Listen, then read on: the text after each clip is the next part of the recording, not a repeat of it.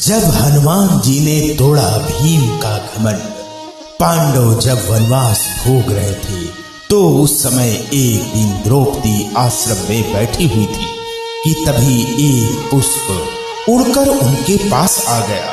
पुष्प की सुगंध द्रौपदी को इतनी पसंद आई कि उन्होंने भीम को बुलाकर इस पुष्प को लाने के लिए कहा और उनकी इस इच्छा को पूरा करने के लिए भीम पुष्प की खोज में वन की ओर निकल पड़े। पुष्प की खोज करते हुए भीम एक वन के द्वार पर जा पहुंचे। वन में जैसे ही भीम ने प्रवेश करने का प्रयास किया तो उनकी नजर रास्ते में लेटे वृद्ध वानर पर पड़ी।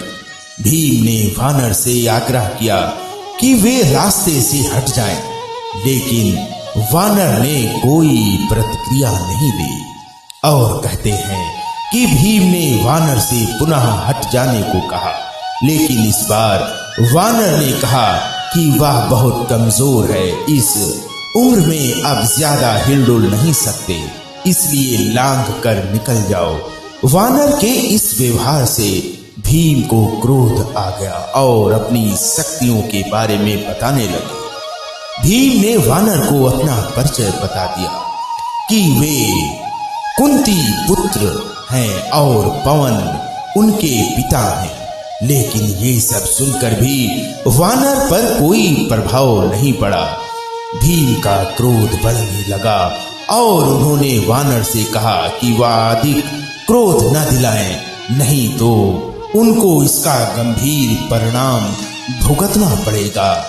इस पर भी वानर ने कोई उत्तर नहीं दिया, बल्कि पहले तो कुछ देर वह मौन साधे रहा। बाद में उन्होंने भीम से कि यदि वह अधिक शीघ्रता में हैं तो वह उनकी पूंछ उठाकर जा सकते हैं। भीम ने गुस्से में आकर वानर की पूंछ हटाने की कोशिश की, लेकिन वे इसे हिला भी नहीं पाए। तब भीम को लगा कि ये कोई साधारण वानर नहीं है। भीम हाथ जोड़कर खड़े हो गए और वानर से परिचय पूछा।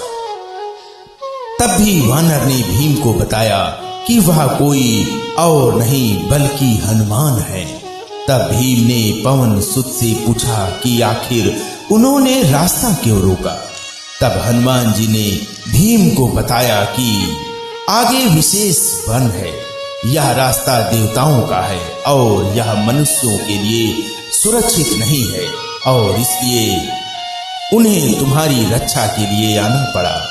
इसके बाद भीम को हनुमान जी ने उस पुष्प के बारे में बताया कि जिस पुष्प की तलाश में वह है वह कहां से मिल सकता है। जैसे ही भीम ने वह पुष्प लिया, हनुमान जी ने कहा कि अब वह जा सकते हैं।